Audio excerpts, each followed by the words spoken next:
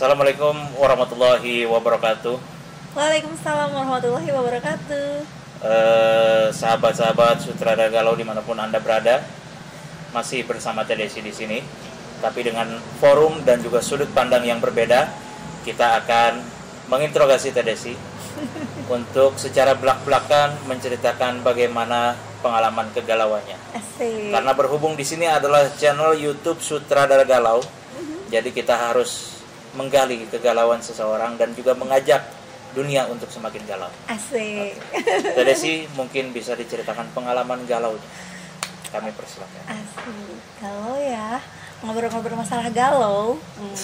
Apa sih kalau anak muda kalau nggak galau tentang percintaan? Nah, terus banyak dari kita-kita yang kalau galau itu ngapain aja sih? Kalian ngapain? Saya tuh kalau galau makan steak 2 porsi. Terus kalau lagi tanggal tua bukan steak lagi yang 2 porsi, mie rebus 2 porsi. Itu untuk menghantam kegalauan gitu. Kalau galau ya gitu, akibat dari apa sih galau? Biasanya kan anak muda sekarang tuh putus cinta gitu. Udah galau, rata-rata kan gitu kan Ya. Putus cinta. Tapi ini galau anak muda itu kan sebenarnya bisa dari macam-macam ya. Entah itu kayak habis kecolongan barang kan, atau habis karena bikin agenda tertentu terus tiba-tiba dibatalin, itu kan kita kadang suka galau juga. Tapi di forum ini Teh Desi ingin menceritakan kegalauan dari sudut pandang mana? Boleh, banyak sih kalau galau. Intinya mah kalau galau itu kan segala sesuatu yang kita inginkan hilang ya. Kitanya belum ikhlas. Jadi kan galau kitanya. Sebenarnya kalau kita ikhlasin, ya udahlah, itu kan milik Tuhan. Kalau nggak diambil orang, ya diambil Tuhan. Ya kan, perantaranya semua akan kembali kepadanya. Baik diambil orang ataupun menghilang dengan sendirinya. Contohnya barang, kita hilang barang. Sempet sih galau hilang barang karena itu kan KTP, surat-surat segala rupa. Kalau uangnya nggak seberapa, tapi kan surat-suratnya itu bikin galau kan, ini. Sempat upload status, ya ampun, ini. Ternyata besoknya ada yang ngembaliin dong. Iya, yang masalah tas kemarin. Iya, betul. Iya. Sama halnya kayak kekasih. Aduh. Saya akan putar balik. Ketika kekasih atau kita punya orang yang kita suka ternyata hilang gitu, kecantol cewek lain atau cowok lain gitu tiba-tiba. Ya udah, itu galau, ya udah. Emang wajar lah, manusiawi kalau kita itu sedih atau apa. Tapi jangan berlama-lama, ya udah, berserah sama yang maha pemilik gitu. Ya udah, kalau emang itu udah hilang dari kita dan nggak akan kembali, hilang. Gitu. Kalau emang dia akan kembali, akan sadar gitu. Kalau kita di frekuensinya baik, dianya nggak baik, dia akan Tuhan jauhkan. Tapi kalau dianya udah mulai balik lagi, dia akan Tuhan dekatkan kembali. Jadi berpositif thinking sama Allah gitu. Kenapa sih kamu nggak ini gitu? Oh, ini ya karena mungkin kitanya kurang baik atau dianya belum baik sehingga belum dekat sama kita. Itu aja sih intinya. Tapi Teh Desi masih ingat nggak sama pengalaman cinta pertama itu waktu kelas berapa atau waktu kapan gitu? Waktu kuliah. Waktu kuliah. Cinta pertama si Sani. Malah nyebutin merek gitu. Oh ya, Sani itu kan bahasa istilah, cinta pertama ya, Sani. Sani. Oh, Sani. Yeah. Bukan namanya. BCL. Sani. Tapi berarti bener dong apa kata para sufisme yang ada salah satu adagium atau peribahasa di dalam bahasa Arab itu. Nakil fuadaka hai susi taliman hawa ma'al hubbu illa li habibil awal. Engkau boleh mencondongkan hatimu kepada siapapun, akan tetapi cinta pertama tetaplah abadi. Kira-kira masih kepikiran cinta pertama nggak? Enggak sih. Berarti sekarang udah ada di fase di mana Teh Desi itu berhenti mengagumi. Cinta pertama sudah hilang. Cinta pertama sudah hilang. Cita-cita selanjutnya adalah. Tapi dari rasa kehilangan cinta pertama di situ boleh diceritain nggak gimana rasa galaunya tuh kayak gimana? Nah, itu kita belum di fase titik lepas untuk bahwa segala sesuatu itu adalah kehendak yang maha kuasa. Dulu kan namanya masih semester berapa ya? Masih kuliah ya? kamu itu nggak setia, kamu nggak berkomitmen, aku aja yang setia, kamu mengkhianati aku. Selalu aku dan kamu, tidak pernah melibatkan Tuhan.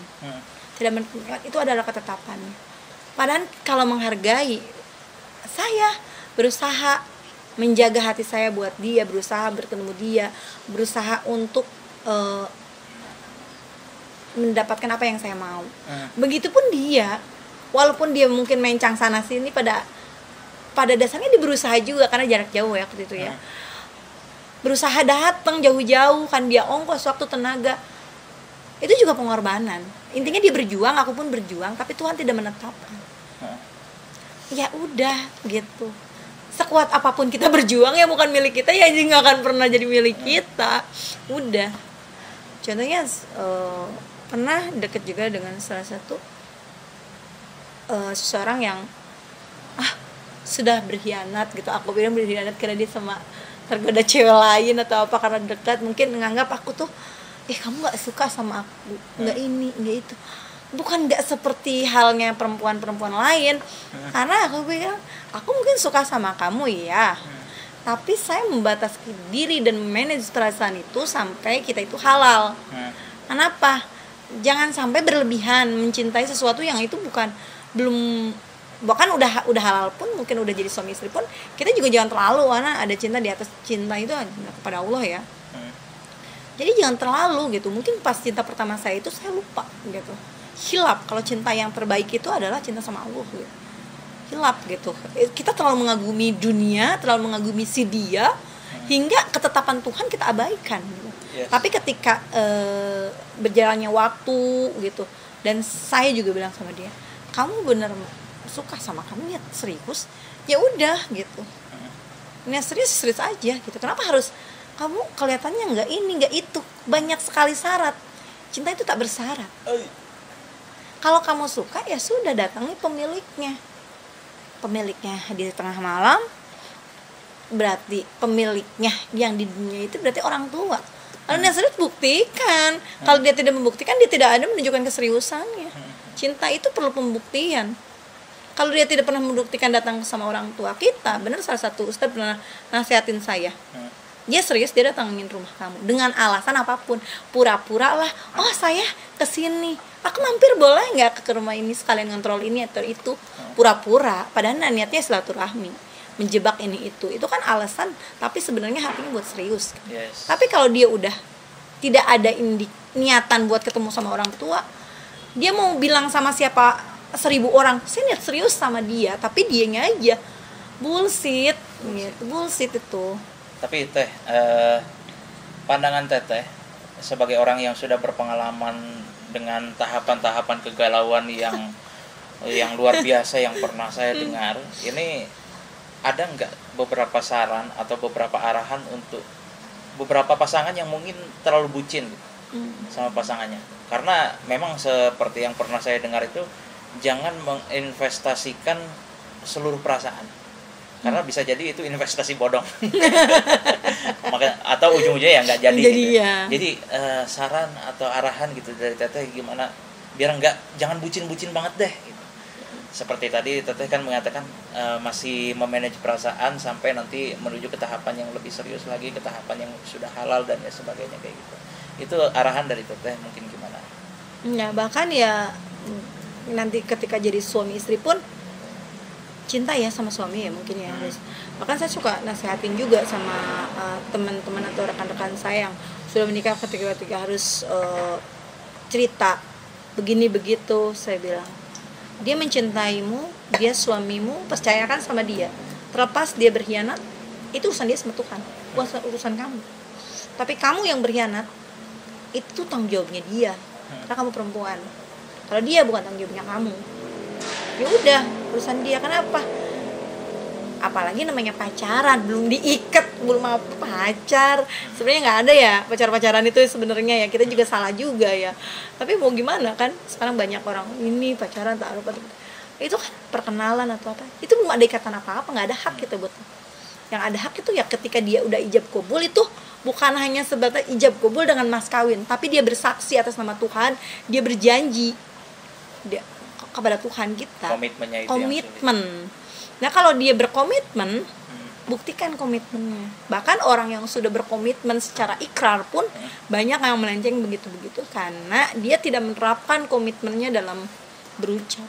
Seandainya dia berkomitmen dan mereka tetap aja gitu, mungkinnya dia akan berjalan sesuai komitmennya. Kalaupun melenceng, dia akan kembali ke komitmen awal. Jadi semua itu nggak ada yang sempurna. Ketika salah maka maafkanlah, kalau nggak sanggup memaafkan maka lepaskanlah. Jangan menyiksa. Itu sih intinya, biar kita nggak terlalu galau. Terus ada yang pengen disampaikan lagi tuh? Ya buat Aku siap jadi tong sampah dari Desi. ya maksudnya kan banyak teman-teman yang sampai bunuh diri ya. Oh iya kan, gara-gara cinta. Halo, apa kabar cinta kan? Terus ada juga yang rela. Siapa kemarin yang hamil itu kan, kasus-kasus kayak gitu gara-gara cinta yang di Jawa Timur itu. Aduh. Ya gara-gara itu kan karena cinta, maunya aja dibodohin. Cinta nggak bodoh juga kali. Kita harus banyak pertimbangan dan harus emang jadi harus pegang komitmen lah. Komitmen yang terbukti ya. Kalau dia berkomitmen tapi tidak terbukti maka lepaskan dan ikhlaskanlah. Kalau tidak mau melepaskan, ikhlasan gini. Kalau dia tidak ada niatan baik, mau kamu baik-baikin segamanapun tetap nggak bakal baik. Jadi harus ada dari niatan dianya dulu, buat saya ingin baik, ya udah tunjukkan kalau kamu ingin baik, kita terima baik. Kita udah terima apa yang ada dengan segalanya konsekuensinya. Kalau kamu mau sama dia dengan segala kekurangannya itu ya sudah, terima. Kalau enggak, lepaskan. Jangan salahkan Tuhan dalam persepsi ini. Tapi ada salah satu kenyataan yang bikin saya agak pokoknya ya berat lah, kenyataan pahit lah. Sebenarnya yang sulit itu bukan mengetahui kalau dia itu nggak menerima diri kita, tapi menyadari bahwa dia tidak menerima diri kita itu lebih sulit.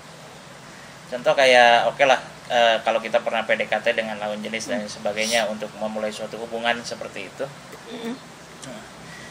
terus dia menunjukkan dari sikapnya itu ya, dia menunjukkan bahwa dia nggak ada ketertarikan sama kita. Kita tahu, dia kayaknya nggak suka. Tapi untuk menyadari bahwa dia nggak suka sama kita itu kayaknya suatu hal yang berat. Jadi kita tuh seakan-akan menepis kesadaran kalau dia nggak suka sama kita. Jadi kita tuh tetap ada yang namanya kekeh kalau gitu suka gitu. Terus sebenarnya ada beberapa pertanyaan juga yang pengen saya tanyakan kepada kaum wanita.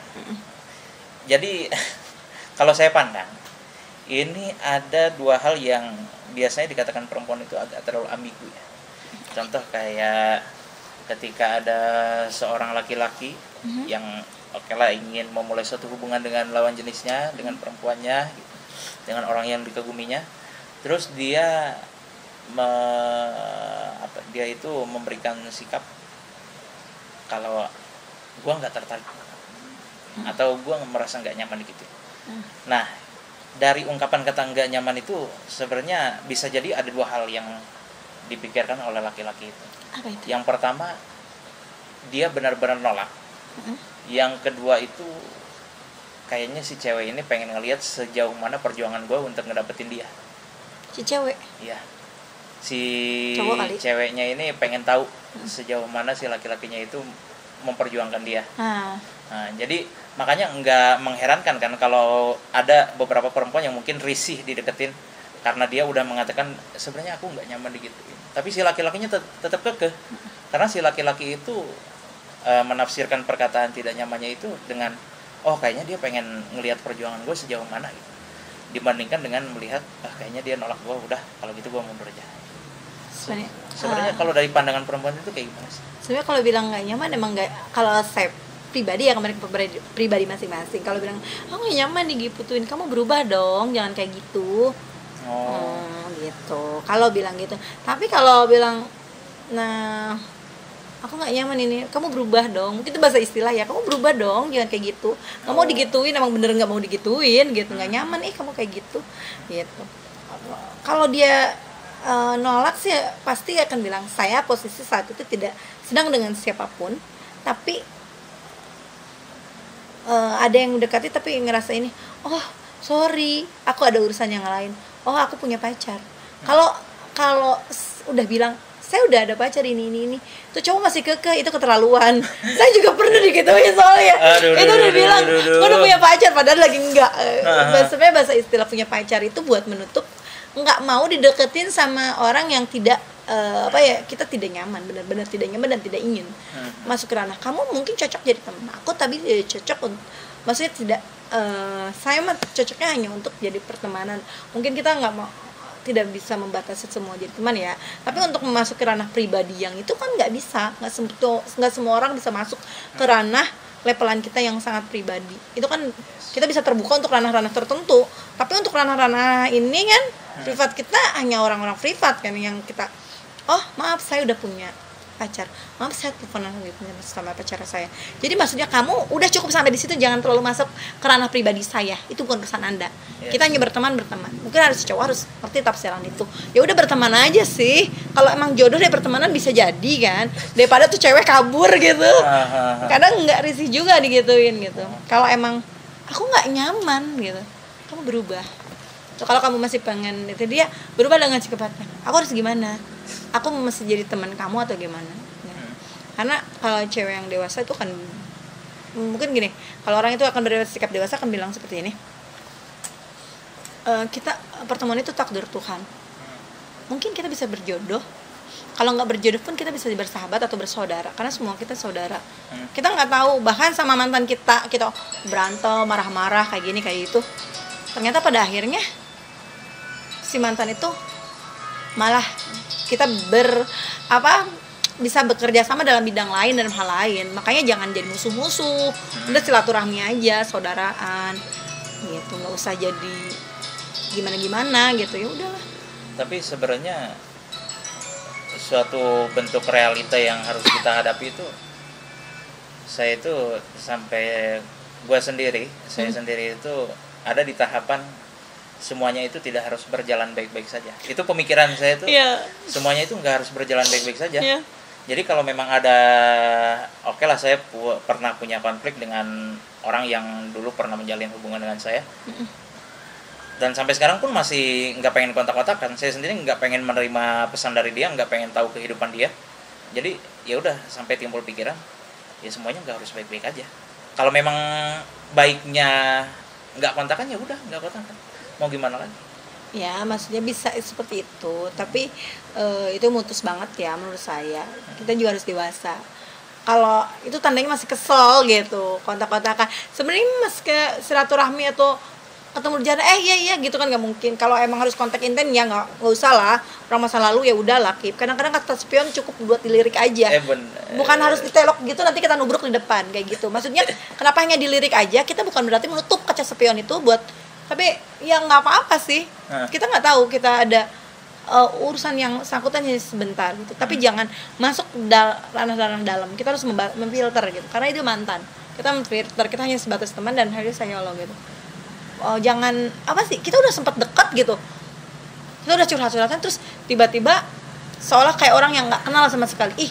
Kamu munafik gitu, kamu berdusta atas hati, kamu belum bisa memaafkan dirimu sendiri, belum bisa memaafkan orang lain kalau masih seperti itu. Enggak, saya enggak terima teori seperti itu. Konsep seperti itu saya tidak bisa menerima. Belum bisa ya. Belum. Kalau menurut aku ya udah gitu. Kalau emang kita kan nggak mungkin, kalau nggak mau kontak-kontakan oke. Tapi kan kalau kita ketemu tiba-tiba di jalan terus nggak kenal sama sekali, terus buang muka kayak gitu kan kita nggak dewasa gitu. Tapi kayak gitu ini udah biasa gitu. Kalau emang tidak ada urusan lagi sama dia, ya udah emang nggak usah. Tapi emang kalau nanti ada urusan ini ya udah sekedar itu gitu, sekedarnya. Jangan anggap sama sekali tidak kenal gitu. Atau cut gitu, cut. Apa-apa cut, jas banget kita ini, jahat banget gitu. Mengkat gitu. Karena dia mantan gitu. Ya kecuali kalau emang mantannya itu membahayakan ya.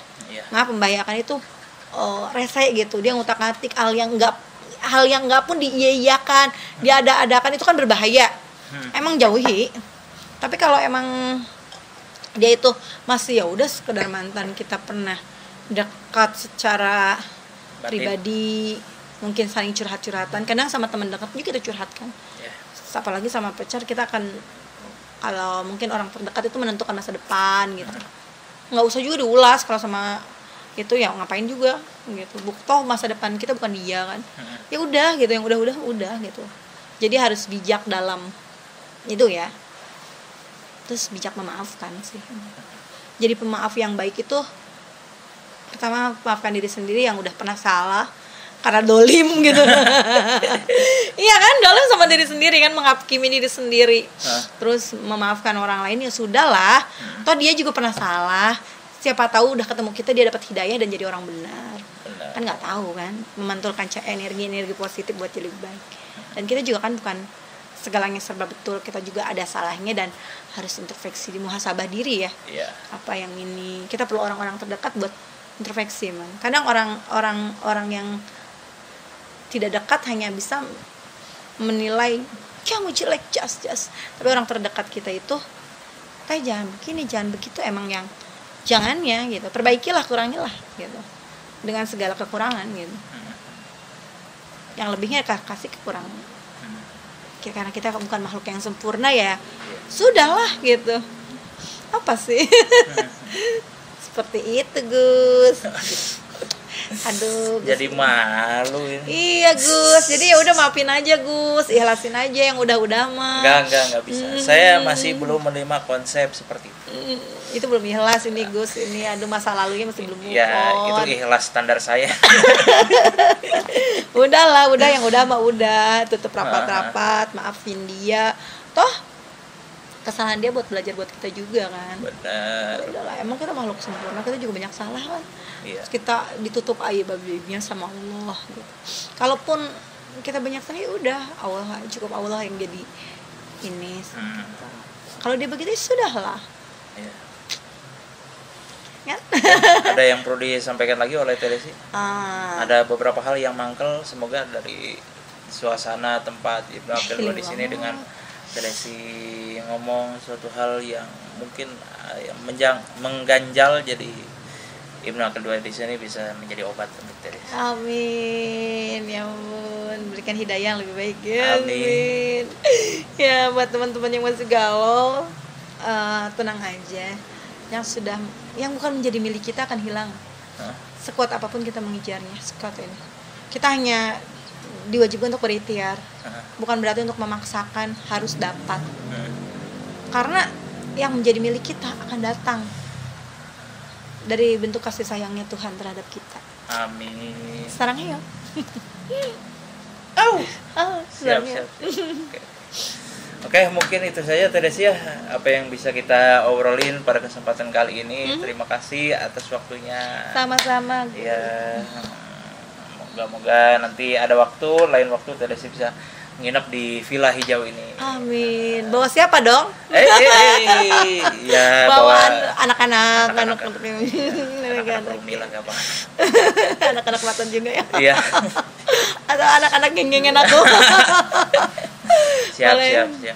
Buat teman-teman di channel Galau, Sutradara Galau, di channel Sutradara Galau. Oke, teman-teman, di channel Sutradara Galau. Tetap ya, tongkrongin banyak. Pastinya kegalauan yang akan kalian temukan jawabannya. Oke, semoga galaunya terminimalisir. Amin. Segera mendapatkan pendamping yang bisa mendampingi. Bisa mendampingi sama. Oke. Amin. Hatur nuhun Teresi. Sama-sama, Gus. Terima kasih karena ini juga waktu sudah menunjukkan sore. Dan Teresi juga ada waktu nanti, maksudnya ada kegiatan maghrib ya. Nanti. Dan saya juga udah ngantuk. Kita bobo. Ya, kita mungkin ngisi energi dulu dengan healing. Rebahan dulu. Oke. Mungkin cukup sekian yang bisa disampaikan, kurang lebihnya mohon maaf. Wabillahi taufiq wal hidayah. Wassalamualaikum warahmatullahi wabarakatuh. Waalaikumsalam warahmatullahi wabarakatuh. Sip. Oke, Dech.